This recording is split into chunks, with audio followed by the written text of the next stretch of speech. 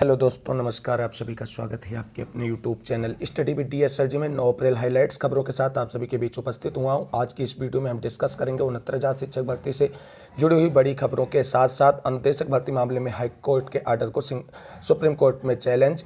वहीं TGT PGT exam 2022 पर बहुत बड़ी अपडेट निकल कर सामने आ रही, तो आप सभी से निवेदन है वीडियो अंत तक देखें और प्लीज़ वीडियो को लाइक करें, दोस्तों में शेयर करें और चैनल को सब्सक्राइब करके बेल आइकन जरूर दबाएं। तो आइए साथियों, शुरू करते हैं आज का वीडियो। सबसे पहले बात कर लेते हैं टीजीटी पीजीटी एग्जाम 2022 पर क्या बड़ी खबर निकल कर आ रही है सामने। आप सभी लोग देख सकते हैं, कई दाग समेटे माध्यमिक शिक्षा सेवा चयन बोर्ड से चेयरमैन विदा। उत्तर प्रदेश माध्यमिक शिक्षा सेवा चयन बोर्ड के चेयरमैन के रूप में वीरेश कुमार का 5 वर्ष का कार्यकाल पूरा हो गया।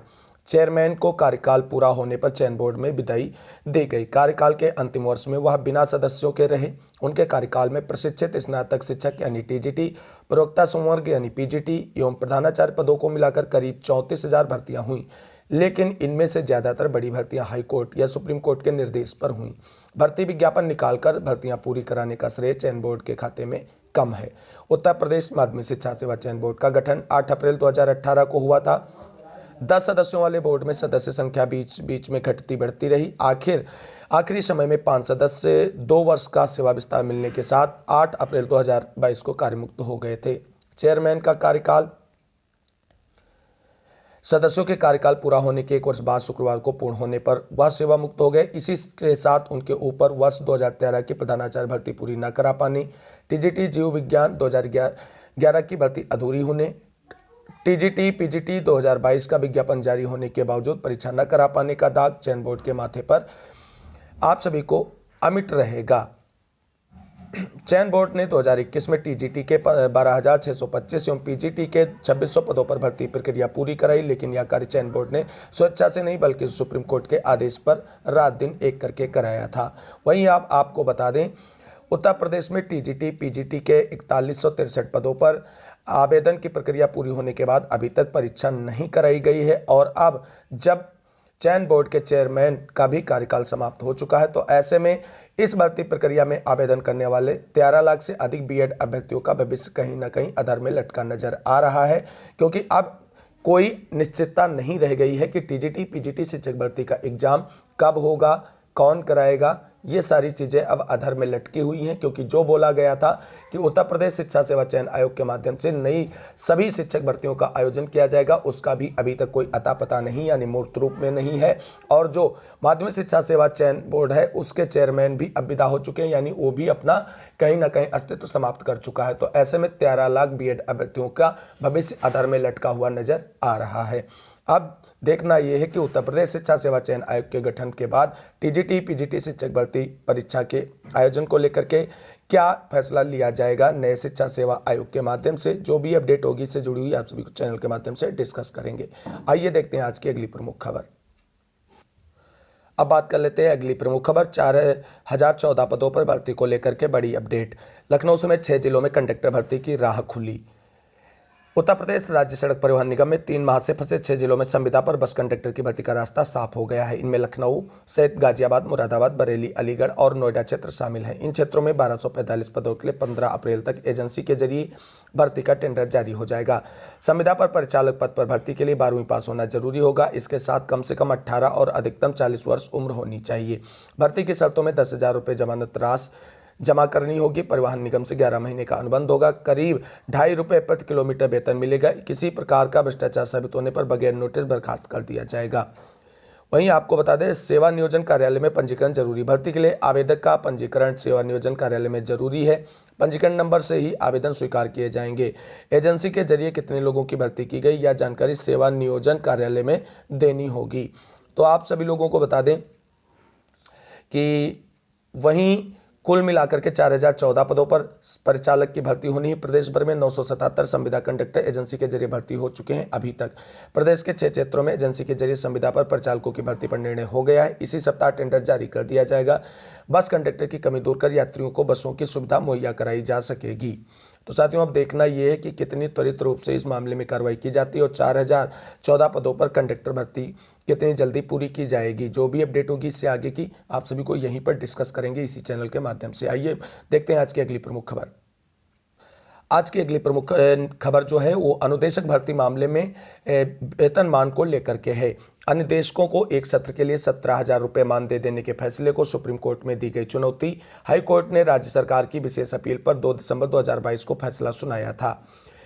उत्तर प्रदेश में उच्च प्राथमिक विद्यालयों में कार्यरत अनुदेशकों को 17,000 रुपये प्रतिमाह मानदेय दिए जाने के आदेश को राज्य सरकार ने सुप्रीम कोर्ट में चुनौती दी है। हाईकोर्ट ने राज्य सरकार की विशेष अपील पर 2 दिसंबर 2022 को फैसला सुनाया था। हाईकोर्ट ने अनुदेशकों को केवल सत्र 2017-18 के लिए 17,000 रुपये मानदेय देने का आदेश दिया था। राज्य सरकार ने स्पेशल अपील दाखिल कर उसे चुनौती दी थी। केंद्र सरकार ने 27,000 अनुदेशकों का मानदेय 2017 में बढ़ाकर 17,000 रुपये कर दिया था, किंतु यूपी सरकार ने इसे लागू नहीं किया था।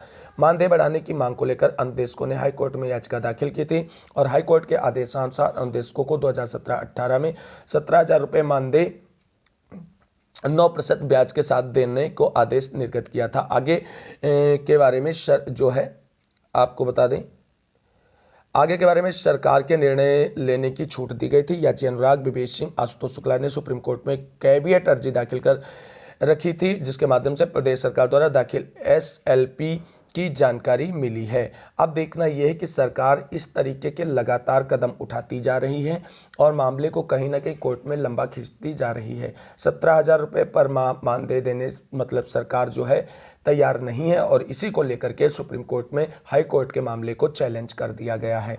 अब देखना यह है क्या सुप्रीम कोर्ट से सरकार की एसएलपी एक्सेप्ट होती है या कुछ सुनवाइयों के बाद डिस्पोजल आप करते हुए और हाई कोर्ट के आर्डर को कहीं ना कहीं सुप्रीम कोर्ट भी लागू करेगा। उम्मीद करते हैं अनुदेशकों के हित में फैसला सुप्रीम कोर्ट की तरफ से भी आएगा और 17,000 जो मानदेय की बात की जा रही सुप्रीम कोर्ट से उस आर्डर पर ही मुहर लगेगी जो हाई कोर्ट का आर्डर आया था। उम्मीद करते हैं अनुदेशकों के भविष्य को लेकर के हाई कोर्ट और सुप्रीम कोर्ट की तरफ से एक सकारात्मक और अच्छा फैसला लिया जाएगा। सरकार का रुख चाहे जो भी हो, सुप्रीम कोर्ट से हारने के बाद उसको अमल में लाना ही पड़ेगा। मूव करते हैं अगली प्रमुख खबर की तरफ। अगली प्रमुख खबर के अंतर्गत डिस्कस करते हैं सहजनवा में 10.43 करोड़ रुपए की लागत से बनने वाली मिनी स्टेडियम का मुख्यमंत्री योगी आदित्यनाथ ने किया शिलान्यास और कहा 1 करोड़ युवाओं को रोजगार से जोड़ेंगे। माननीय मुख्यमंत्री योगी आदित्यनाथ जी का कल का बड़ा स्टेटमेंट कि 1 करोड़ युवाओं को रोजगार से जोड़ेंगे। तो साथियों यहाँ पे बात रोजगार की गई है, नौकरियों की बात नहीं की गई है। मुख्यमंत्री योगी आदित्यनाथ ने कहा है कि प्रदेश के युवाओं की ऊर्जा और उनकी प्रतिभा का लाभ उत्तर प्रदेश के अंदर ही मिले, इसके मद्देनजर सरकार प्रयास कर रही अगले 3 साल में 1 करोड़ नौजवानों को प्रदेश में ही निजी क्षेत्र की नौकरियों व रोजगार से जोड़ा जाएगा। सीएम योगी शनिवार को सहजनवा में भोलाराम मस्करा इंटर कॉलेज मैदान में multi sports complex, athletic track, दर्शक दीर्घा से युक्त ग्रामीण मिनी स्टेडियम की भूमि पूजन व शिलान्यास करने के बाद आयोजित समारोह को संबोधित कर रहे थे। अब देखना यह है कि आने वाले 3 साल जो इनके पास कार्यकाल के बचे हुए हैं उसमें किस तरीके से 1 करोड़ युवाओं को रोजगार से जोड़ने का इनका जो लक्ष्य है उसे पूरा करते हैं। हालांकि अभी वर्तमान में अगर देखा जाए तो उत्तर प्रदेश में नौकरियों को लेकर के कहीं ना कहीं खस्ता हाल बना हुआ है सरकार का और युवा परेशान है, चाहे वो शिक्षक भर्ती हो चाहे अन्य विभागों में भर्तियां हो। हालांकि पिछले 1 हफ्ते से माननीय योगी आदित्यनाथ जी एक्शन मोड में नजर आए हैं।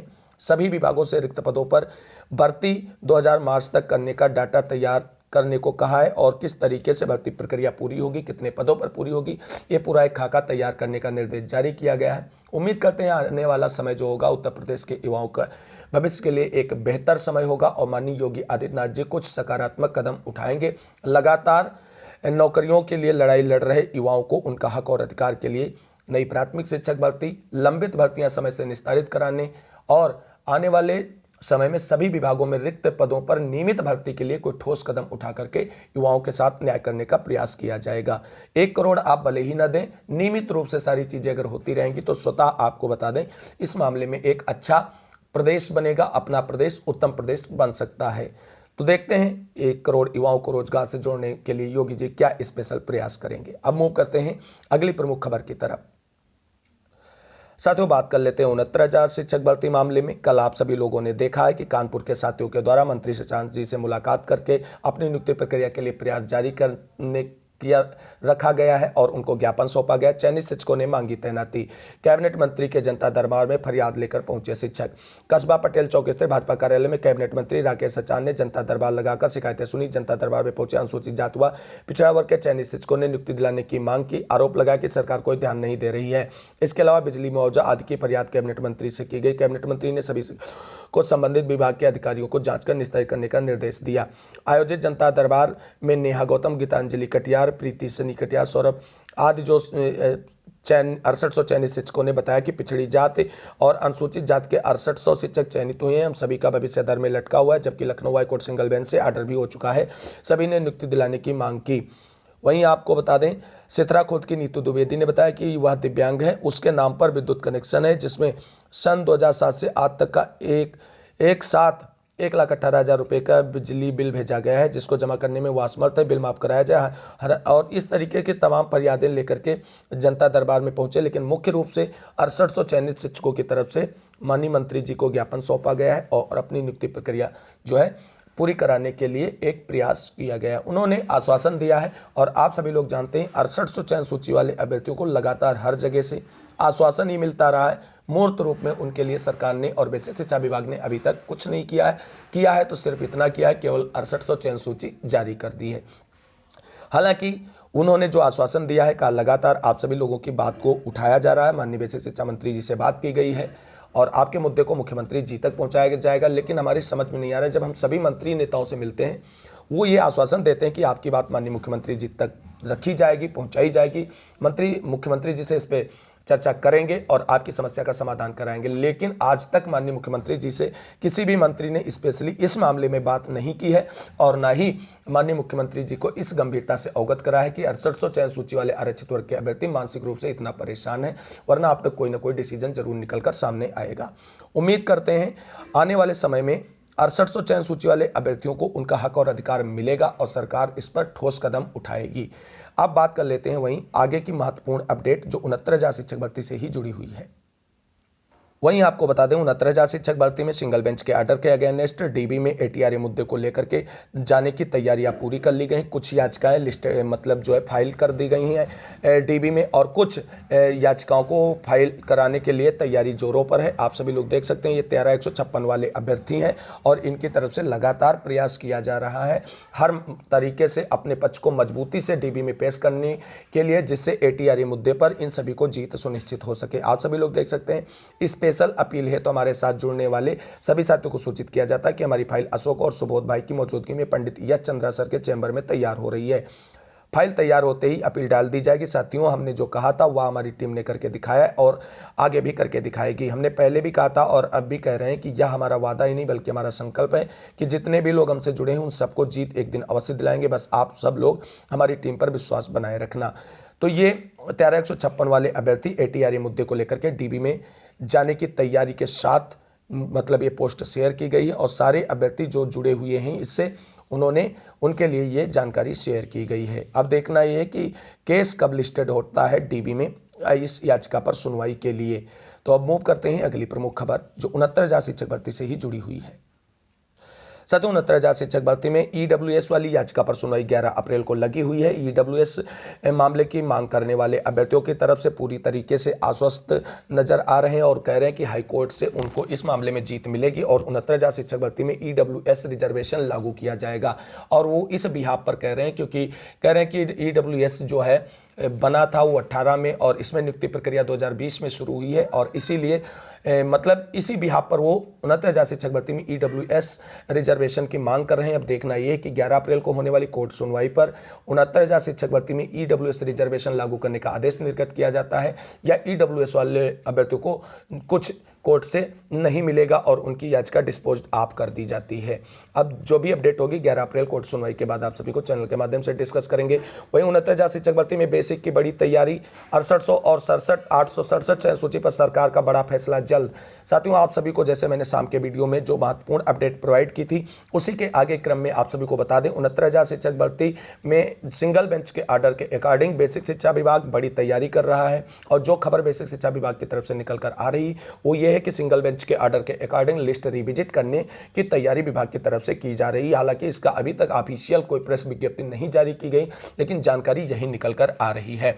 तो अगर लिस्ट रिविजिट की जाएगी तो 6800 चयन सूची और 67 जो चयन सूची है उस पर बड़ा फेरबदल देखने को मिल सकता है और 6800 सूची को भी लिस्ट रिविजिट करने में शामिल करने को लेकर के विचार विमर्श किया जा रहा है। अगर लिस्ट रिविजिट की जाएगी और 6800 लिस्ट को भी इंक्लूड किया जाता है रिविजिट में, तो कहीं ना कहीं 6800 चयन सूची वाले उन अभ्यर्थियों का लाभ हो सकता है जिनका गुणांक 65+ का है।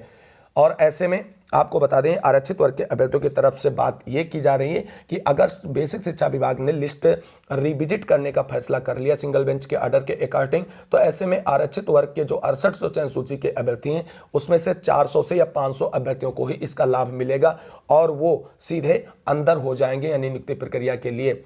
हालांकि ये डाटा जो 400-500 अभ्यर्थियों का है ये कोई ऑफिशियल डाटा नहीं है, आरक्षित वर्ग के अभ्यर्थियों का अपना अपना अनुमान है। इसके बारे में अभी तक कुछ ऑफिशियल नहीं कहा जा रहा है। वहीं 6800 चयन सूची के कुछ अभ्यर्थियों का यह भी कहना है कि सरकार डिसीजन लेकर के डीबी जाएगी 6800 को डिफेंड करने के लिए। तो साथियों, अभी तक जो संकेत मिल रहे हैं उससे ये स्पष्ट नजर आ रहा है कि सरकार और बेसिक शिक्षा विभाग डीबी जाने के मूड में नहीं नजर आ रही है। वो सीधे और सीधे सिंगल बेंच के ऑर्डर के अनुपालन में लिस्ट रिविजिट करने की तैयारी में लगी हुई है। अब देखना यह है कि आज और कल 2 दिनों के अंदर इस मामले में डिसीजन बेसिक शिक्षा विभाग को लेना है। क्या डिसीजन निकल करके आएगा, लिस्ट रिविजिट करने के लिए प्रेस विज्ञप्ति जारी होगी या डीबी जाने पर फैसला लिया जाएगा बेसिक शिक्षा विभाग से। जो भी फैसला होगा आप सभी को चैनल के माध्यम से उसके बारे में जानकारी प्रोवाइड की जाएगी। इसके लिए जो साथी अभी तक चैनल से नहीं जुड़े हैं प्लीज चैनल से जरूर जुड़ें। इस वीडियो को अंत तक देखने के लिए सभी साथियों को तहे दिल से शुक्रिया। मिलेंगे अगली वीडियो में, तब तक के लिए सभी साथियों को जय हिंद, जय भारत, वंदे मातरम।